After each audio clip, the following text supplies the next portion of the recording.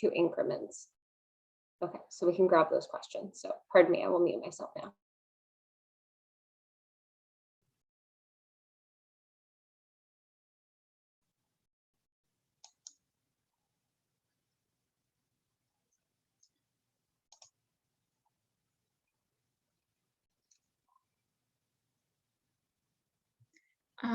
Jason asks, how did you determine which subject headings to include for the religious minorities data? That is a great question. So fortunately, even though I don't have access to WebDewey for grabbing the Dewey decimal numbers, there was a great table that I found online for all of the religious headings. So the first thing we did was to run a query using the Dewey decimal numbers within the bibliographic records to identify all relevant religious subject headings within the range that are non-Christian headings and not scripture. So there's no there are no records for headings related to Bibles that would be included in the scripture. So it starts with the Dewey decimal numbers for Jewish headings, religions of Indian origin, Islam and Baha'i, and anything that would be considered under other in Zoroastrian. And then we've subcategorized them with narrower terms than just including all of them under other. But as you can imagine, in the case of the Indian religions, as much as I'd like to separate Buddhism from Hinduism, given the influence of Tibet and Japan, it's really impossible due to the overlapping subject headings, like the word Dharma, for example, is common to both Hindu and Buddhist philosophy. And so I really can't automatically separate those records from each other. So those are just categorized as Indian origin.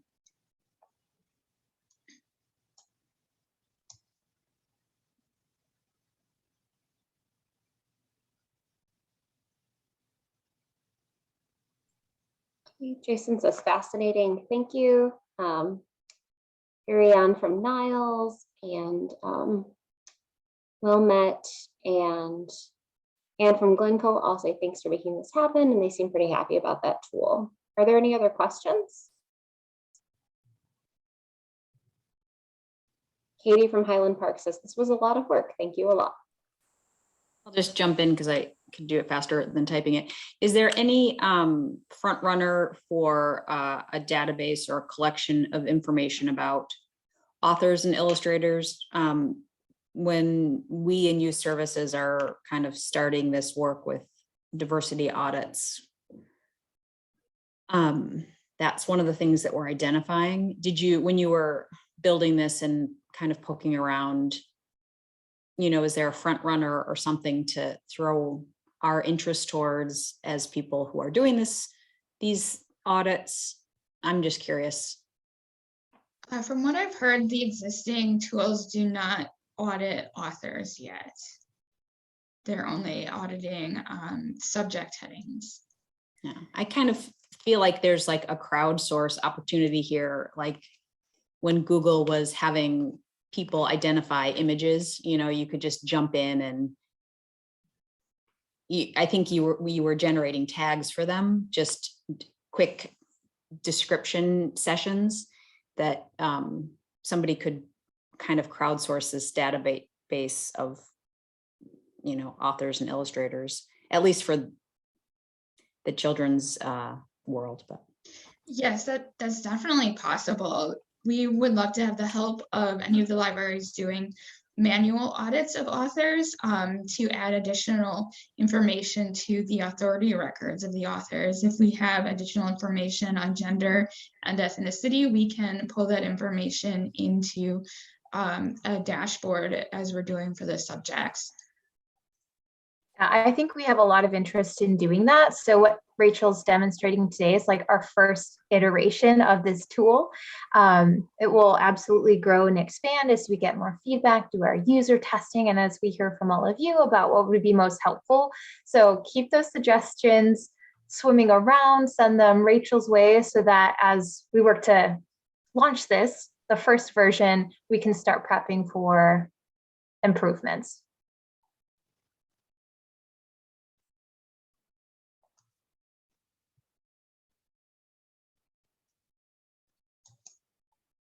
Is there any other questions?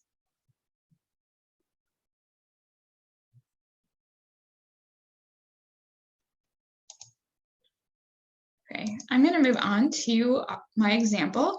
Today I'm going to briefly demonstrate how to use the dashboard to analyze Palatine Public Library's picture book collection to identify an area of the collection that can be improved on and use the list of titles to select items to purchase.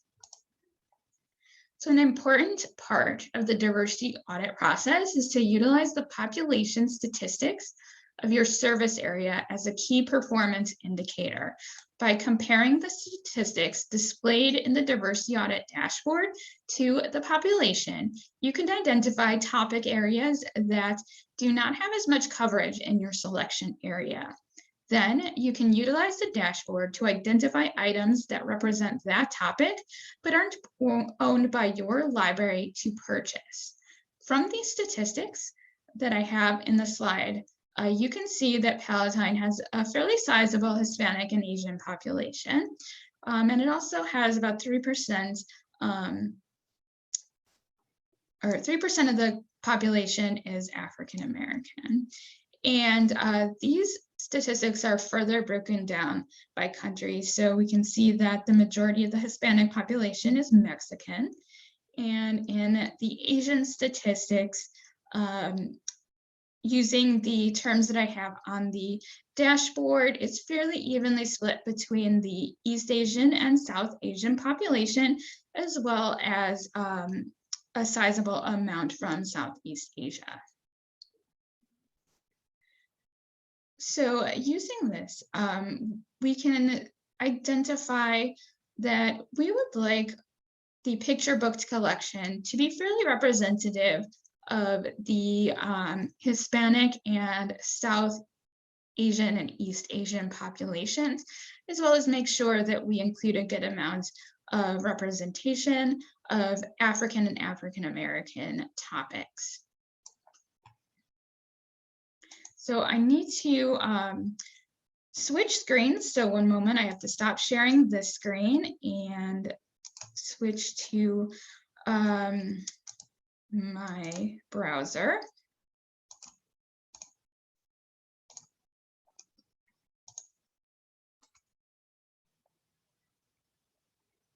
This is the dashboard.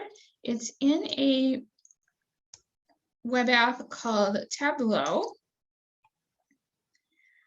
And so the first thing I'm going to do is just to demonstrate how to use the filters. So already right now I've limited the data that's available for the dashboard to 2021 and 2022 purchases, just so that it loads quicker. Because with the millions of records, it's very slow when loading.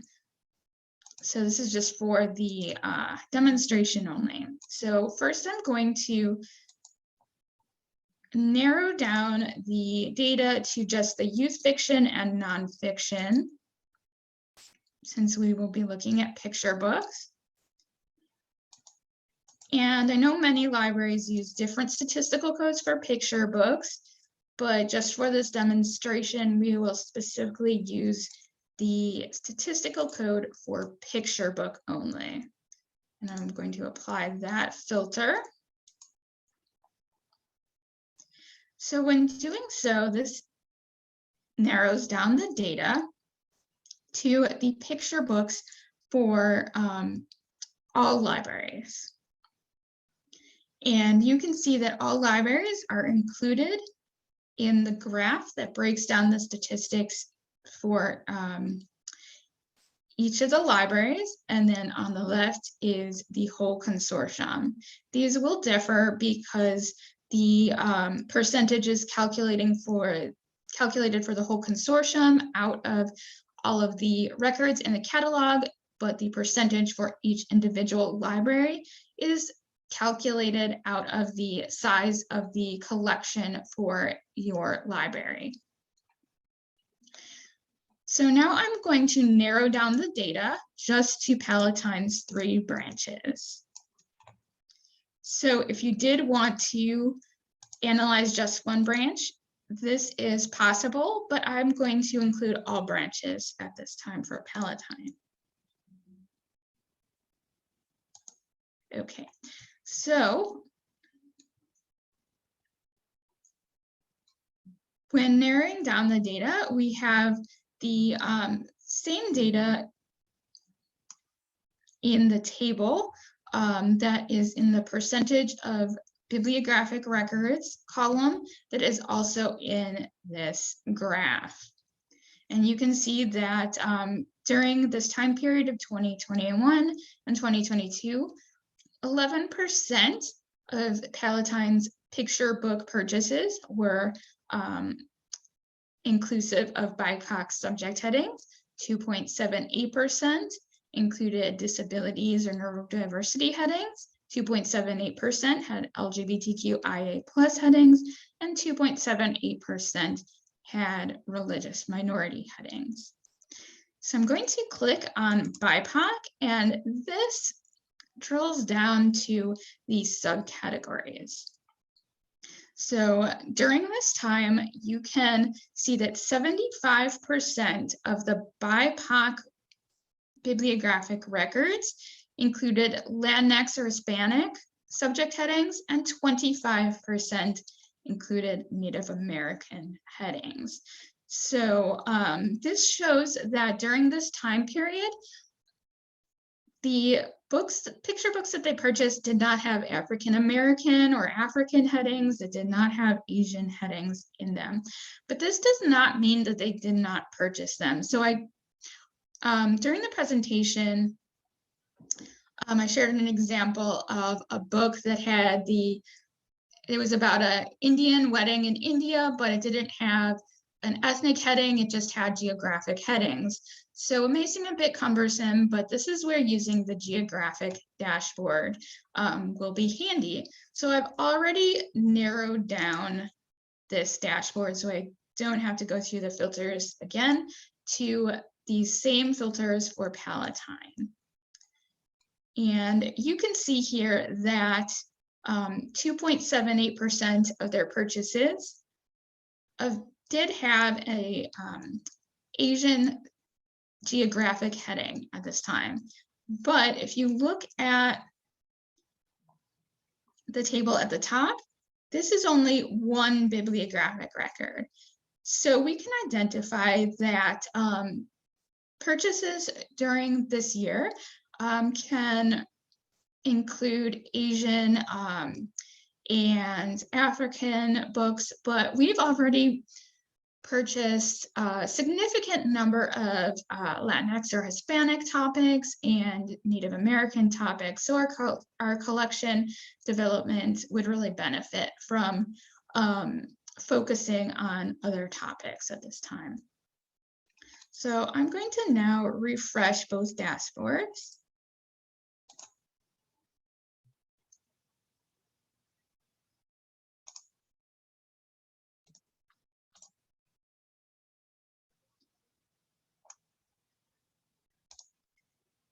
And this says eliminated all of my filters.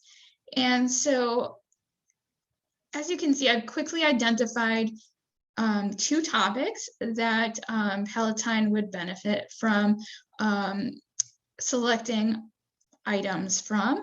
And we'll now utilize the dashboard to find items within those topics that Palatine doesn't own yet. So the first thing to do is to exclude Palatine's full collection from the dashboard. So I've selected Palatine, I'm clicking apply. And now Palatine's items have been removed. And I'm going to now reselect youth fiction and youth nonfiction. And the statistical code for picture books.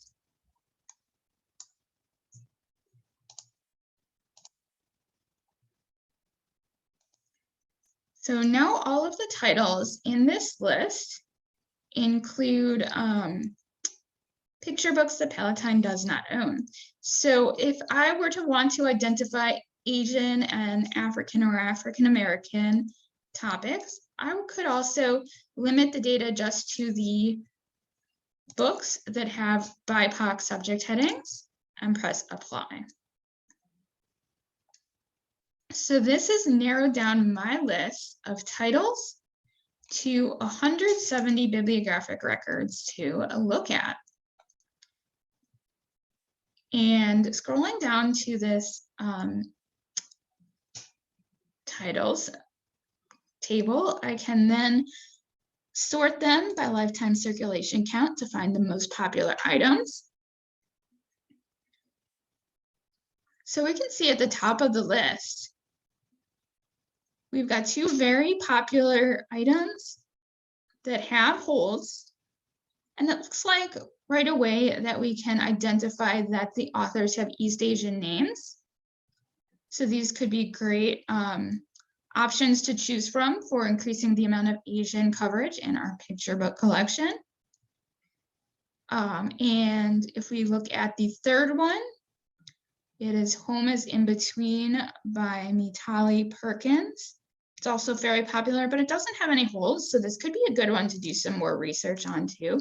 So one thing you can do is, if you want, you can click on this bibliographic ID, that's the control number, and then copy it from this little pop-up,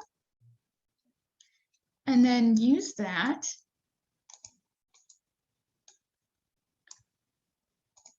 to search for the record in Leap. I'm going to log into Leap now.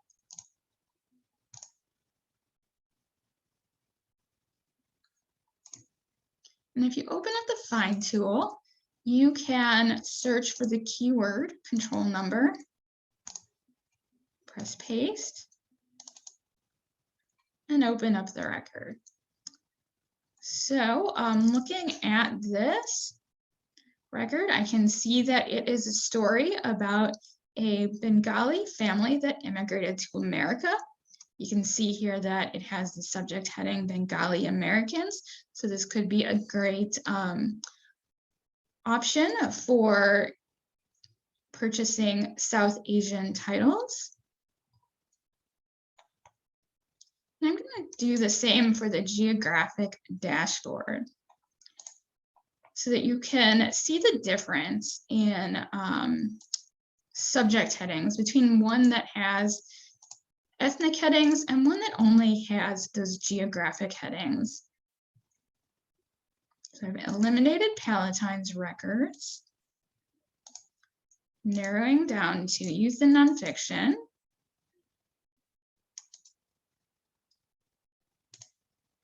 And then I'm going to select picture books.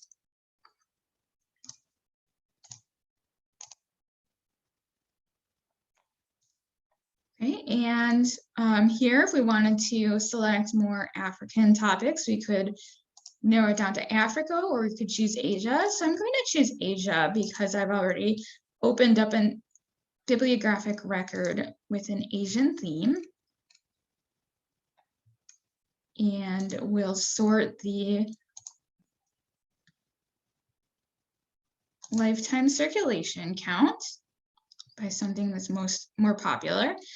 And I believe this one, Bracelets for Bina's Brothers, is a good example. So I'm going to open that up and search for the control number.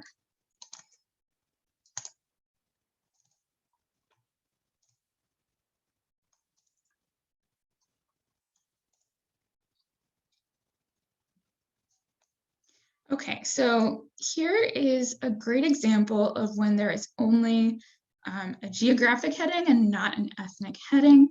So you can see here, this has the heading Holidays, India Juvenile Fiction. So this will end up in the Geographic dashboard, but it doesn't have a ethnic heading for Indians, so it will not end up in the BIPOC category of the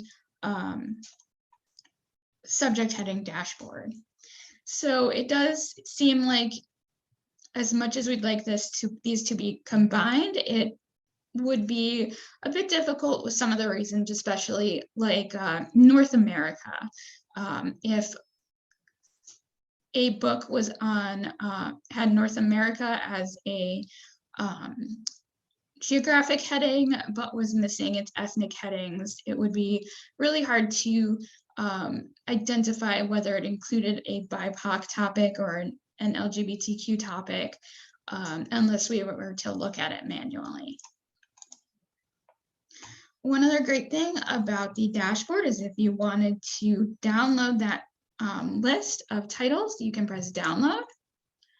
To download the Excel document, you do have to press cross tab, and then you can choose Excel or CSV, and then press download.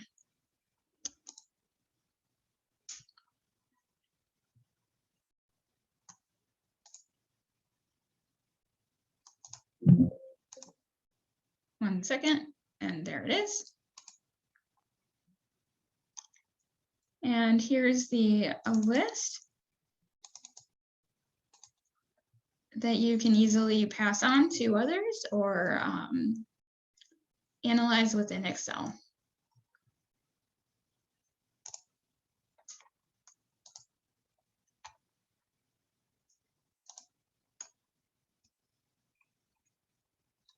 It's like there's a lot of comments in chat. And is curious about how often the data syncs to the Polaris database. We haven't set a specific schedule yet, but I was thinking that it would be great to do it weekly.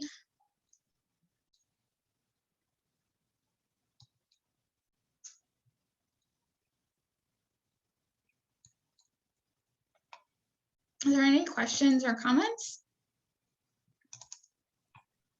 I think there was one question from Wilmette, and they just wanted to confirm. They asked, is the dashboard created with Tableau pulling from CCS data? They just want to make sure they have that right. Yes. It is pulling from the CCS catalog.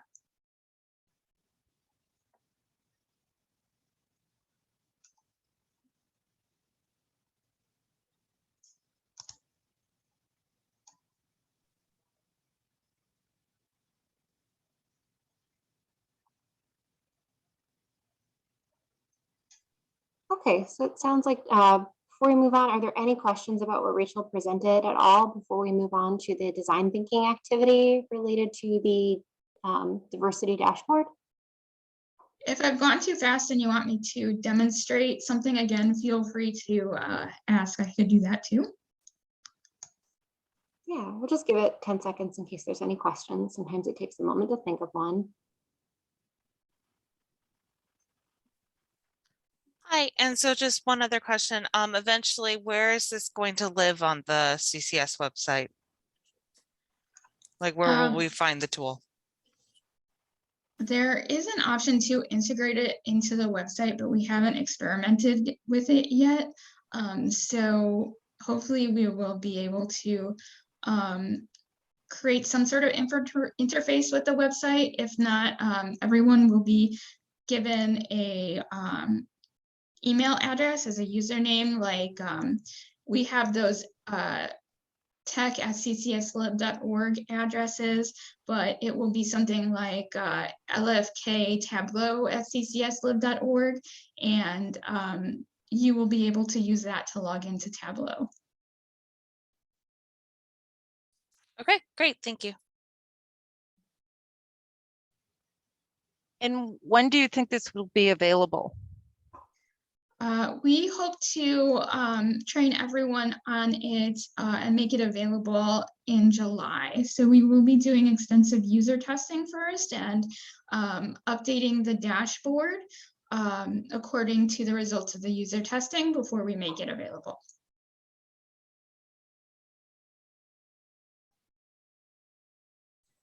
How do we sign up to be a test user?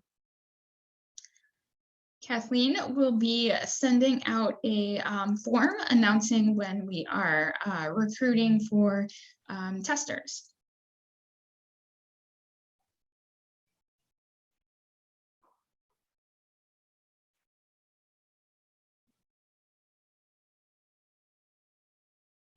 Okay, it sounds like we don't have any more questions. If you do think of something, feel free to drop that into the chat at any time. We'll be monitoring that chat throughout the meeting. But those questions are a really great segue into our next section. So part of the great piece of being here today is that with our next design thinking activity that I'll introduce in a moment, we'll take a moment to really talk about what you liked about the tool, what you might like to see be slightly different, or if in the future, what types of evolutions of this tool might you like to see. So I'm going to go ahead and share my screen, and I'll get into that design thinking activity and how that's going to work. Okay. Okay.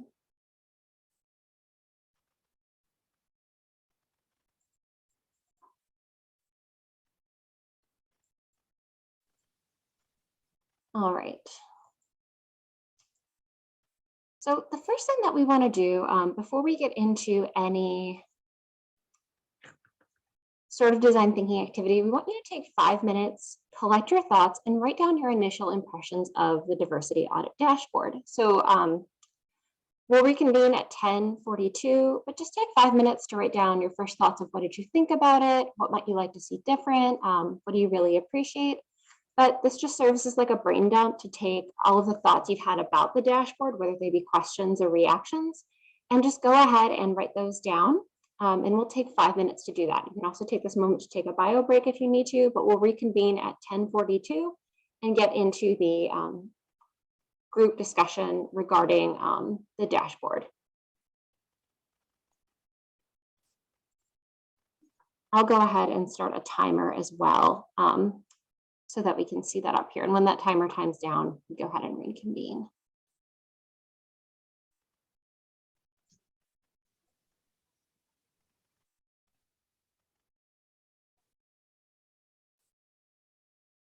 Okay, so we'll give that 5 minutes. Okay, so at the end of that 5 minutes, we'll come right back.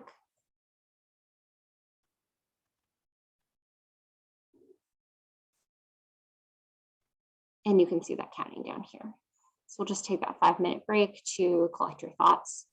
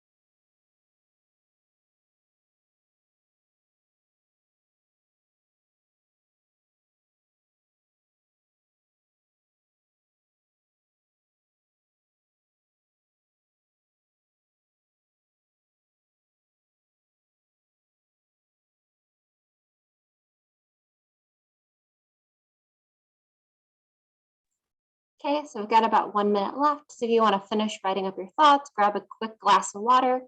We'll reconvene in just a moment.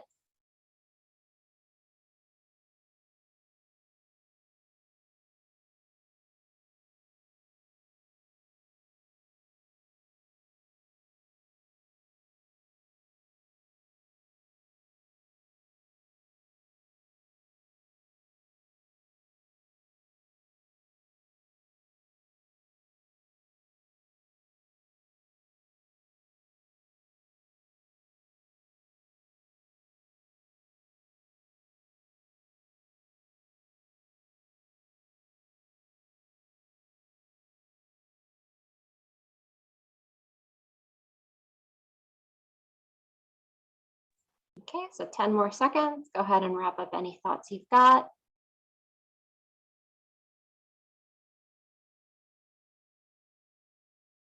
Okay, great. So we will stop the share. Okay, excellent. So I'm going to go ahead and pull back up our PowerPoint and we'll get into the design thinking activity and our breakout rooms.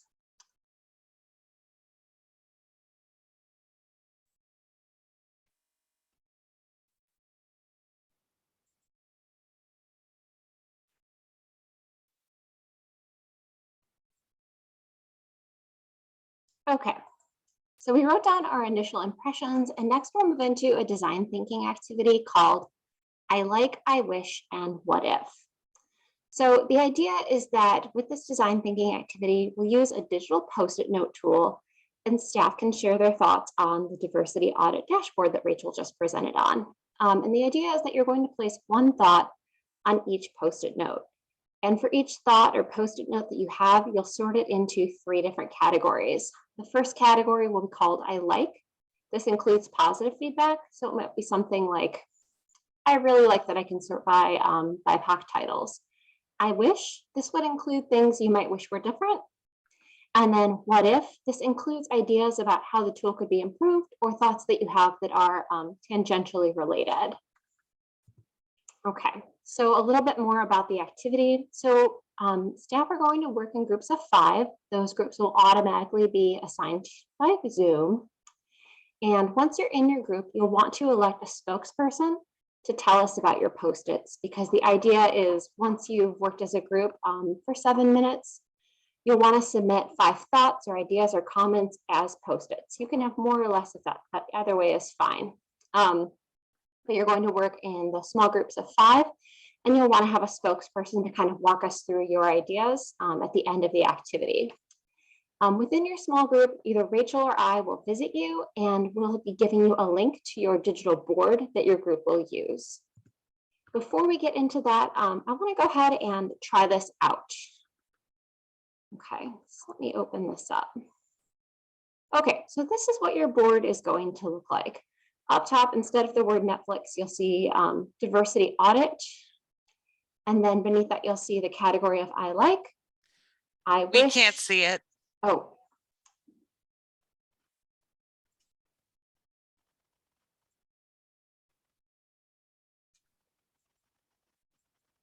How about now? Does that look, you can see Yes. a board now? Perfect. Thank you. I always appreciate someone's brave enough to tell me. All right. So you'll see a board that looks like this. So in this case, in our example, we've got Netflix, right? And we've got the categories of I like, I wish, and what if. So similar to the diversity audit, what you'll do is you'll click on the Post-it note symbol in the upper right corner. That'll give you a Post-it and you'll take a thought like I like. So for example, with something like Netflix, I might say I like how many episodes are available and click post. Once you click post, you can then take the sticky note and you can move that into I like. Under I wish, you might say something like, I wish I didn't waste so much time there.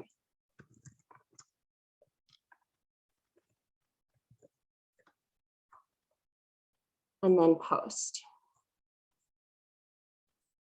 And then under I wish, you'll put things you wish you could expand on. For example, what if Netflix was free for librarians? So as you're adding your different thoughts, you'll want to categorize them under things that you like, that's the positive feedback, things you wish might be different, and then what if, to include things that you might like to see in the future, or you might like to see the tool expand to include. In this example, we use Netflix, but for your groups, you'll be thinking about the diversity audit dashboard, looking back on your thoughts and adding your post-it notes. At the end of the activity, you'll want to elect somebody to be your spokesperson, and they'll be the person who presents your ideas from your small group. Okay. Are there any questions about that activity before we break out into small groups? No. Okay, great. So the next step is I'm going to have Zoom automatically divide you into groups of 5, and then either Rachel or I will visit your group for just a moment. We'll give you the link to the board that you'll be working with, and you'll have 7 minutes to work through that activity. So let me go ahead and break you out into those groups. Okay, so we've got about 25 people. We're working groups of 5-ish, so we'll do 5 groups.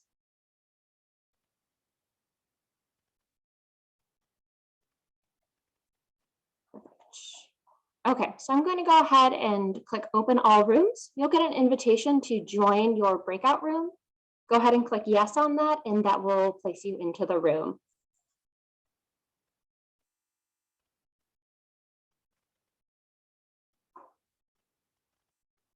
Okay, and then Rachel, I have got a list of breakout rooms. I will go ahead and send you links 4 and 5. If you can put that into room 4 and room 5, that would be great. And I will visit rooms 1 through 3. Does that sound fair? I have the presentation open, so you don't have to send it. Perfect. Okay, so just room 1 goes with the group 1. So you see it. So you start at the bottom, I'll start at the top. Thank you. Okay.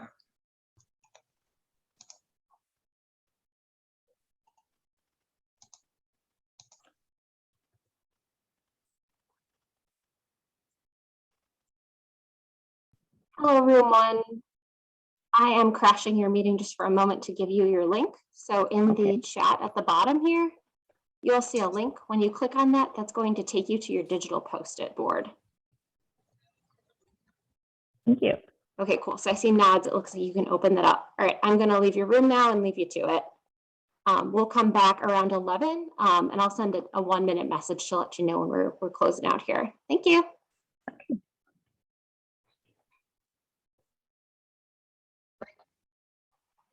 Can you assign me to a room again? I don't see the pop-up for going into a room. Oh, I see it. Never Okay, mind. great.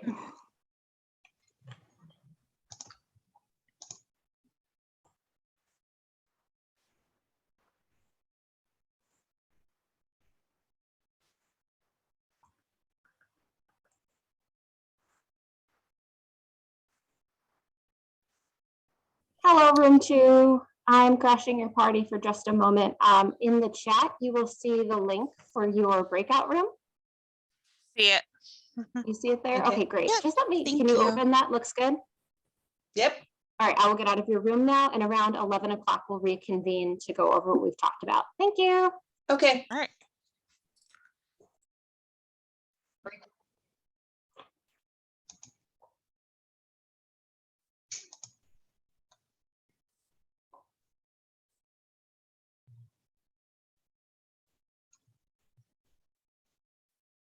Room 3, I'm crashing your party for just a moment to give you your breakout room link. In the chat, you will see a link to your room number 3. Do you see that there?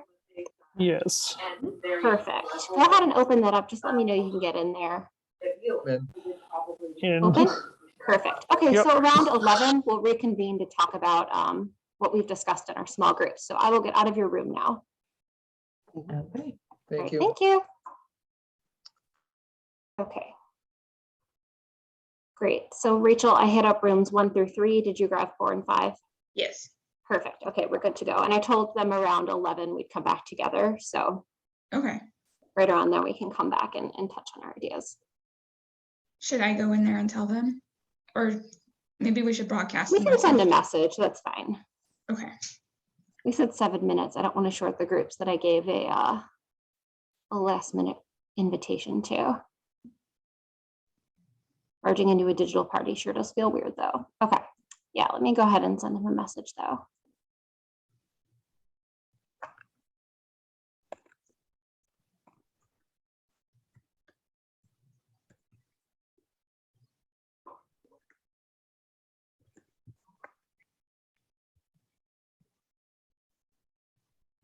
Okay, great, that should be perfect. And that will take about 10 minutes to walk through the results, and that should give us 20 minutes of discussion for those various topics. I was very surprised how many additions we had to the agenda. That's very unusual. That hasn't happened in several months.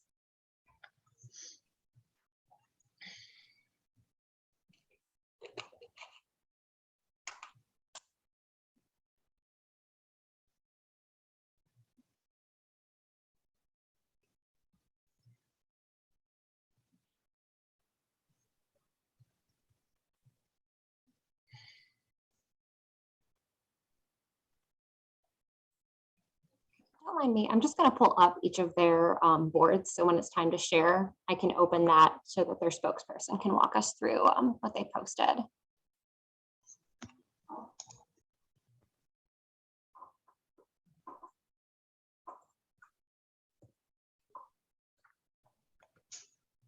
Should I check in on them if they're not using their board?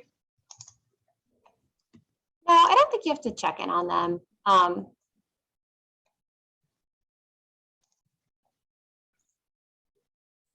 No, I think if they don't use it, it's okay. And I can see everyone's board right now, and it looks like every person has started posting. I don't see any empty boards. Oh, 5 looked empty. Let's see. Maybe I just didn't refresh their board. I don't see anything on 5.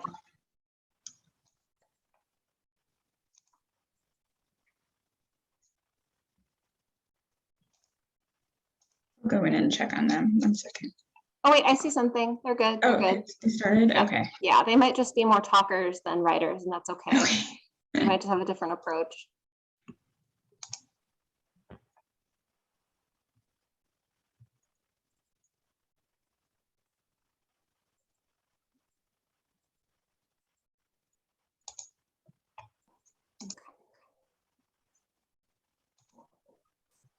Rachel, I have a question for you. How are Spanish language subject headings categorized? They are probably not being completely identified in the list, but I have seen some in the list. So I have tried to categorize them and subcategorize them as their actual meaning.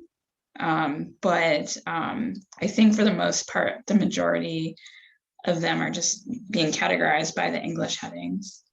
Okay. There should be English and Spanish in the records that have Spanish. So I haven't completely eliminated them, but if they were eliminated, it wouldn't matter. Just heads up to this little section while we're waiting, like I will edit this out so you can like talk amongst yourselves, and the breakout rooms aren't recorded either. So if you have questions or want to chat, that's okay.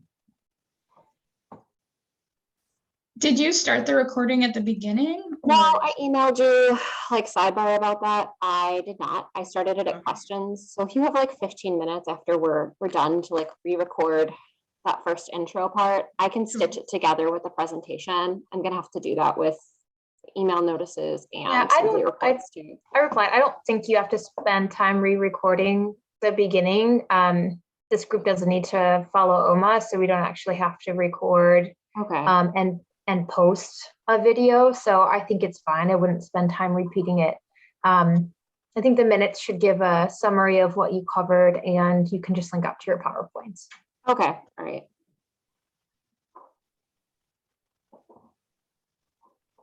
Yeah, about 20 minutes, and I had that panic moment, but like Rachel's presentation was really good and really smooth, and I didn't want to like interrupt your flow to say like, let me press record. And we'll give another demo. We'll probably give multiple demos, Rachel, when we are actually ready to launch it. So we'll have many more opportunities to see a full start to finish demo. I'm gonna give just a quick 3-minute warning.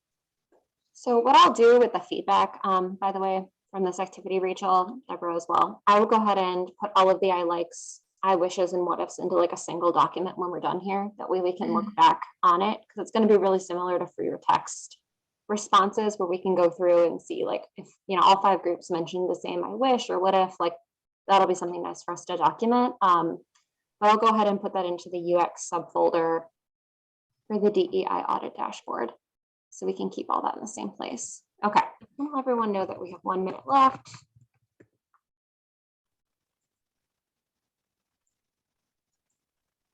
So taking a 5-minute break at the hour mark is nice. I think I'm going to do that in more 2-hour meetings. Is essential.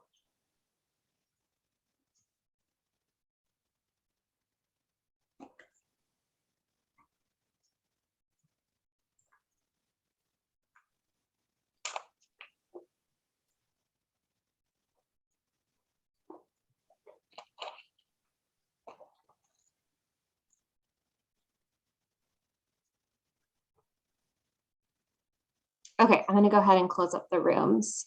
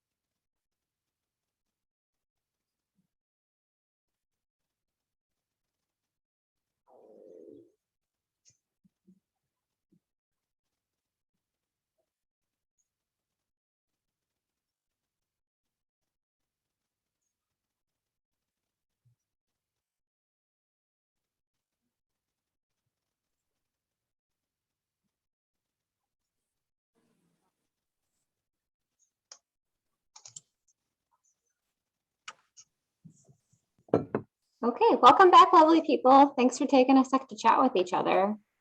As everyone's coming back in, what I'll do now is I will share each group's board one at a time, starting with group 1 through 5.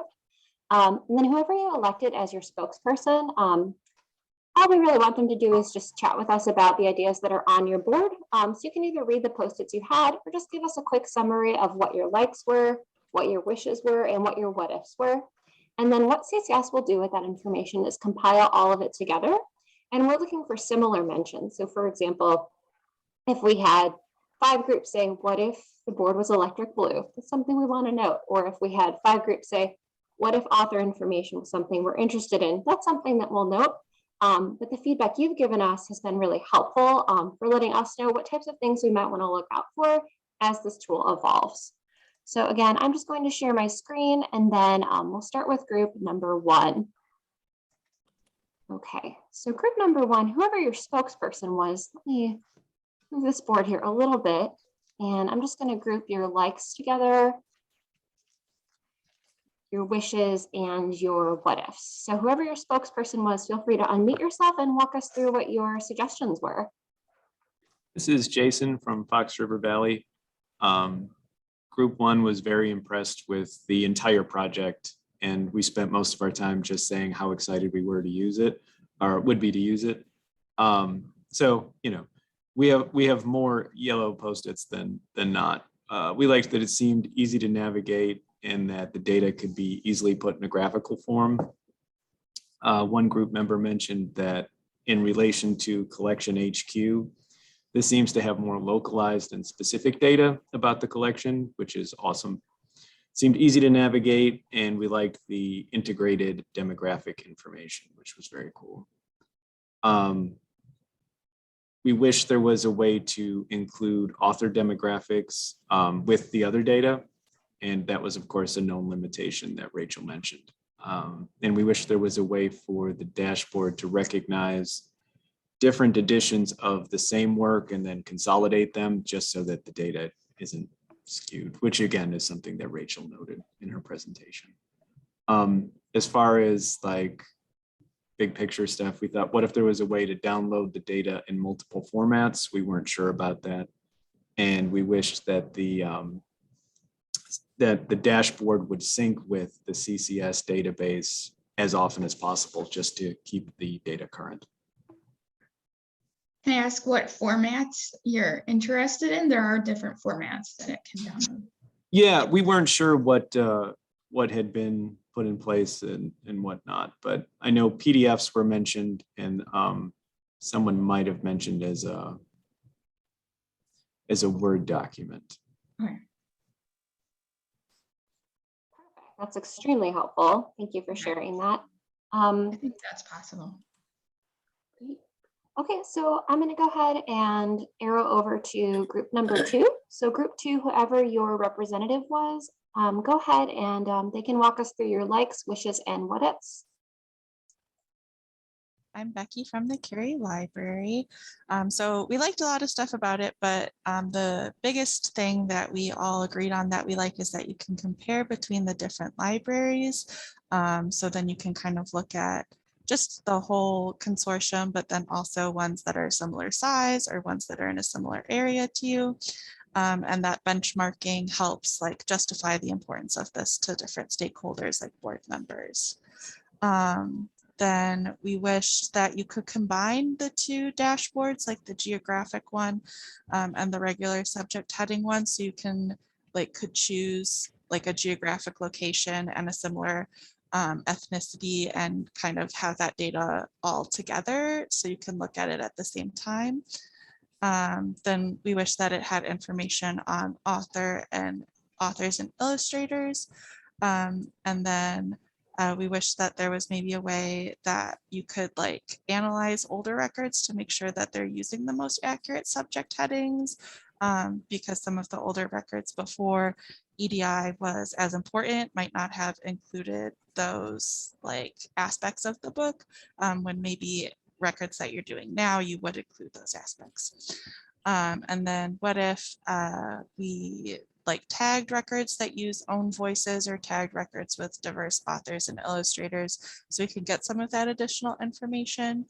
And then also, what if we could get automated reports of this information the way we can get automated stuff from Symphony reports that you just went over today. So yeah. Great, that's awesome. I have, is it okay if I ask your group 2 questions about one of the things that they had shared? Sure.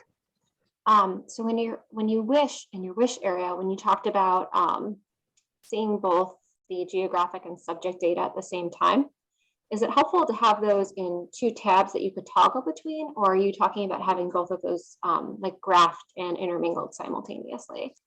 I'm not sure. That was not my suggestion. So Yeah, that was mine. Hi, it's Meg.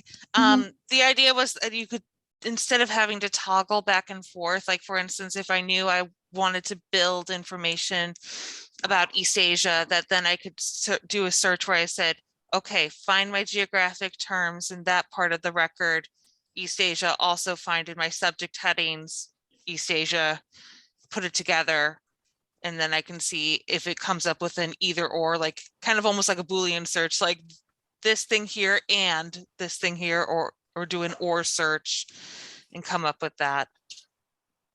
Okay, I think I understand better what you're saying. And then my second question had to do with someone had mentioned under, I believe it was under what if, or I wish, the ability to email an automated report.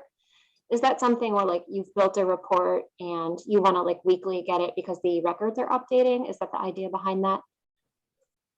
Yeah, I think so. So you could see progress that you're making as your collection is, if you have like a goal that you're trying to reach.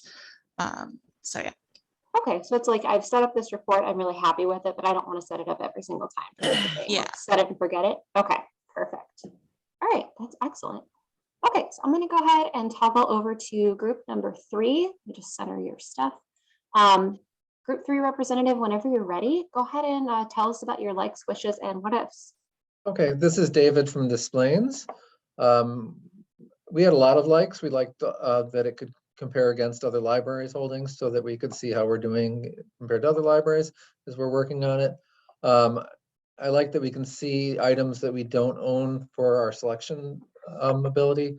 We like that it's free and it does a lot of the heavy lifting for us. In the I wish it generated a complete report of my collection like some of the paid products do.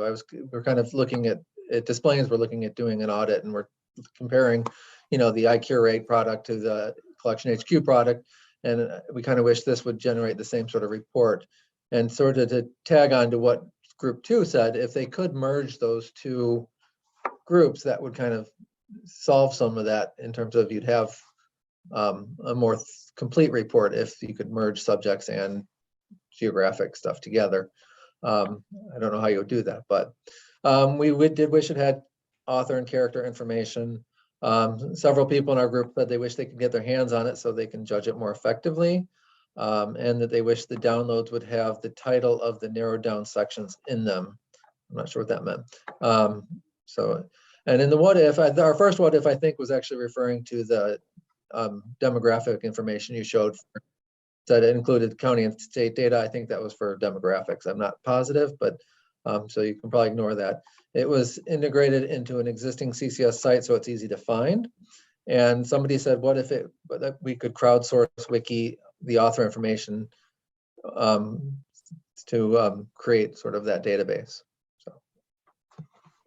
Okay, that's a lot of really good feedback. Rachel, did you have questions about some of the things on this list at all? Yes, can you clarify what you meant by generating a complete report of the collection? Do you just mean how the geographic headings are separate, or did you mean the amount of data that was in the system? Because right now it has just been limited to 2021 and 2022 so that it could load faster for the demonstration. Yeah, I think it's just generating a full report of like the full library collection, and for us to kind of do a snapshot in time of everything that we own with the percentages and able to sort by, you know, region or group represented or whatever. And then, you know, so again, I'm not sure what the final reports in this would look like compared to their final reports in something else, but just the granularity of data. Yeah, it will have all of the records for testing, but Okay. we needed to eliminate them so that it would load faster. Okay. Yeah, I popped a note in the chat. If anyone has a sample report from one of your vendors that, you know, you really love and that you think would be helpful, if you could email it to us at help@ccslib.org, that'd be super helpful for our team. Yeah, that would give us like something to model after or emulate, especially if there's something you've seen that's really helpful, or if it's from another library and you think that's what I'd really like to have. That would be a good template for us to work off of. Okay, so group number 4, whenever you're ready, I'm gonna sort you a little bit here, but it looks like I see a lot of colors. I love it. Okay, so group number 4, who was your spokesperson? Hi, this is Anne. So we liked some different elements that we could drill down to the specific collections and the filters, being able to see things that are circulating at other libraries that aren't in the collection, being able to sort in that list of not owned titles by the most popular titles at other libraries, and the religious minority information. We wish there was author information, additional author information available in terms of representation and diversity. And then what if it could link directly to LEAP? So instead of going ahead and copying that bib control number, you could actually link it directly. And then some questions that we had was a way to like make that listing sortable. I wasn't sure if that was something we could do, like if you could assort like ascending by descending to get comparative in that comparative library data, if that's something that you can do within the dashboard. Interested in finding out how the data is treed. So like all of the subject headings that fall under BIPOC, in case we wanted to apply our own subject headings. And what's the best way to incorporate ethnic headings in places where there's only a geographic heading? Okay, great. That's really helpful. And I see you have a lot of questions. So I think the thing about whether things are sortable or not, like Rachel, could you speak to that? Any of the numeric columns in the table are sortable. That's great. Okay, great. And then Rachel, did you have any questions about any of the feedback on this board, or should I move on to board 5? You can move on. Okay, great. All right, so board number 5, whoever your spokesperson was, go ahead and they have got the floor when they're ready. We didn't vote a spokesperson, so I'm just going to jump in. Okay. We also did not do a great job with the color coding, so sorry about that. That is okay. What if catalogers could reference review tags to add ethnic headings when creating records? In Ingram, you can see like reviews, and in the youth reviews, there is a concerted effort to identify ethnic characteristics in the reviews. We weren't so sure that that was a regular feature of adult reviews, but it is happening. There's a concerted effort to do that in youth reviews. So maybe when the catalogers sit down to create an entry, do they run their eyeballs over those reviews and identify those tags? We did like the formatting and the use of colors with the graphs, very readable and very appealing. When you're looking at data, sometimes your eyeballs start to wiggle. So the color coding was very nice. We all agreed it was a great start, and it's obvious that a ton of thought and incredible amount of work has gone into it. Thank you so much, Rachel. We'd like that the data can be added over time and updated. We like that we can get a list of items that other libraries own as a potential collection development tool.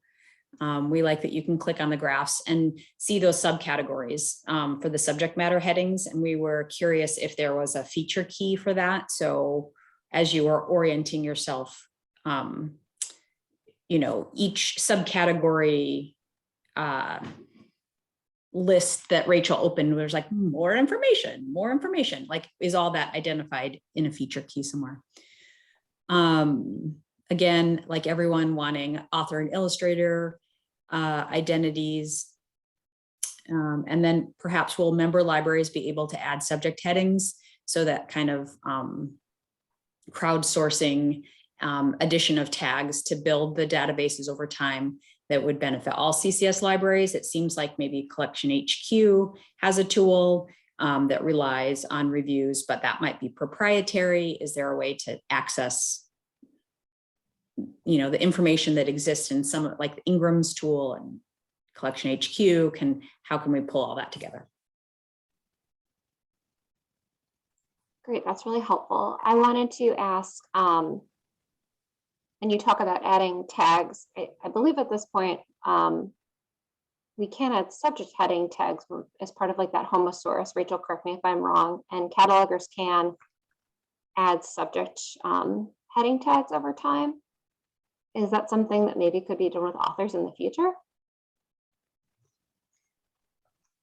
At this point, Palatine is using a local subject heading to add very general subject headings like BIPOC author, BIPOC subject, LGBTQ author, and LGBTQ subject. But that is in the 691 field, so it begins with the geographic heading for Palatine. But that is an option that other libraries could pursue if they're interested. Okay, and if they are interested, is that something where they would just submit a help desk ticket and we'd sort of work with them to Yes. walk through what that process looks like? Okay, Yes. cool. All right, I like the cross-pollination between public services and catalogers happening. This is excellent. Okay. so Yeah, that and was I our- will say Go ahead, Rach. CCS, we've talked a little bit about how we can do kind of like a big subject heading improvement, like adding additional subject headings where they may be missing. If your library does use Collection HQ or another analysis tool, if you would be interested in helping us out, if you can just like pop who you use in the chat, and I might reach out to a couple of you after the meeting. We might be able to steal some of your reports to help us identify records that are missing headings.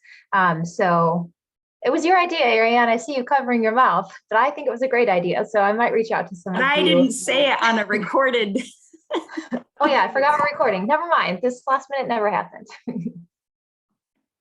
Okay, so kind of heading to our next question. So one of the questions that has come up again and again is how can I get involved with this tool and testing it? So I'll show you where this page is located on our website because I'm not a big fan of when people demo a website and they don't show you where to find the stuff. Okay, so if you go to ccslib.org on our main page, we have a section for featured updates. So this is the stuff that we've just added that's recent or we want to call attention to. So under featured updates, you'll see a page here called Diversity Audit Research Team. When you click on that document, on that web page, what it's going to do is give you a quick summary of how you can get involved in usability testing our dashboard. So what we are planning to do is conduct a diary study throughout April and May. So we'll have 6 participants.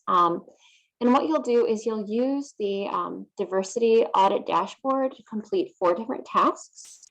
And using, similar to like a diary you would write, using diary entries, you'll write up the steps you completed. You'll write up areas where you had difficulty.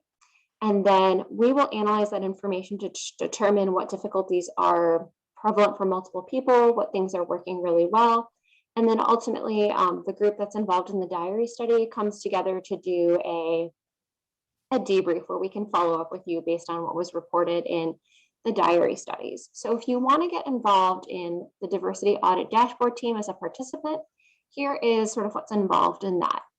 So the time commitment is about 4.5 hours of your time over a 3-week period.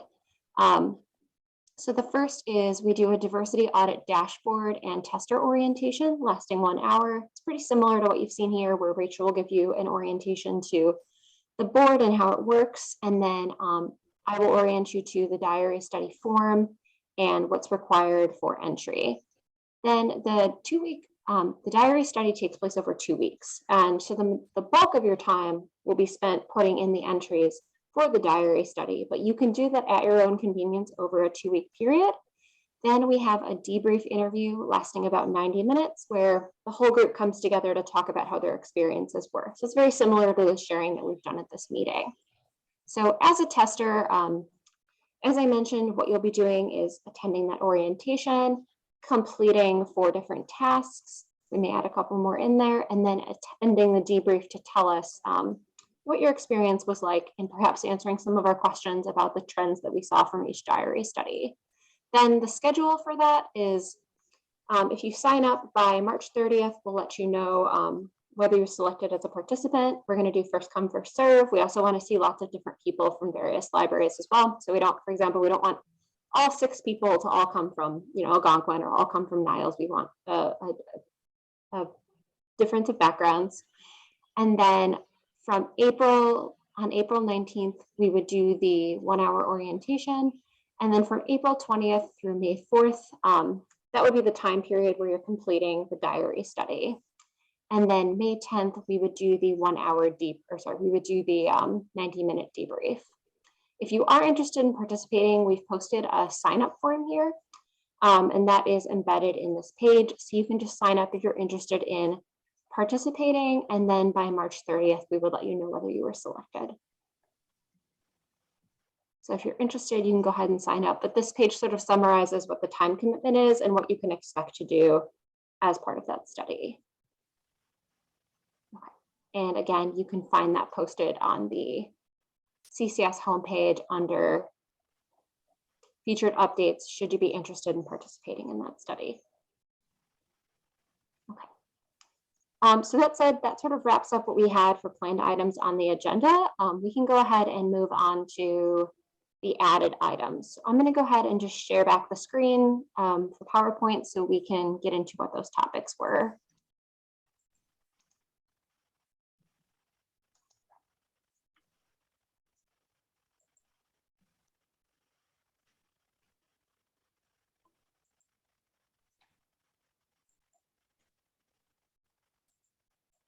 Okay, let me just get back to that slide.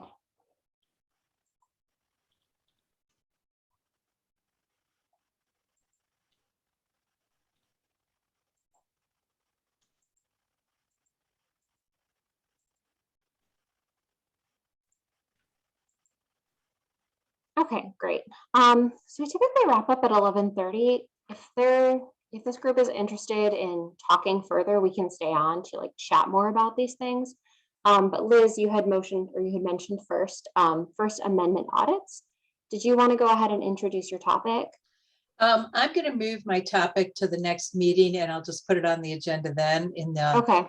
interest of time. So yeah, it's fine. We'll just move it to the next meeting. Okay, so Ariane, you're up then. Just a quick introduction of the concept. We're looking at building circulating classroom sets. The school facilitators cohort had discussed utilizing withdrawn titles from the Monarch, Bluestem, and Caudal lists and identifying kind of a target list and volunteering to be a host library for the collection that would be available to run on the vans throughout CCS. This is something that generated some excitement at the school facilitators meeting. And then the next step is to kind of put our heads together with what those records might look like in the catalog and how they would be housed in each of the libraries, what kind of containers they would need, what things would fit in van delivery. So it's kind of a limited set of people who might be interested. Maybe would it be feasible to put my name and email in the chat? And if anyone in your building is interested, they could reach out and maybe we could set a meeting date. Yeah, I would say, Ariane, go ahead, put your info in the chat right now. And then the other thing too is there is the pass listserv is off. This is a great example of something to just share on the pass listserv. I would say following this meeting, I would like summarize what you just mentioned to everybody and say who's interested in this. And then that conversation could continue offline for YS librarians as well. You probably get a collection of like 7 or 8 people who are like deeply interested in it. Mm-hmm. And I just want to point out like circulating classroom sets, CCS. Ooh, I like it. Okay.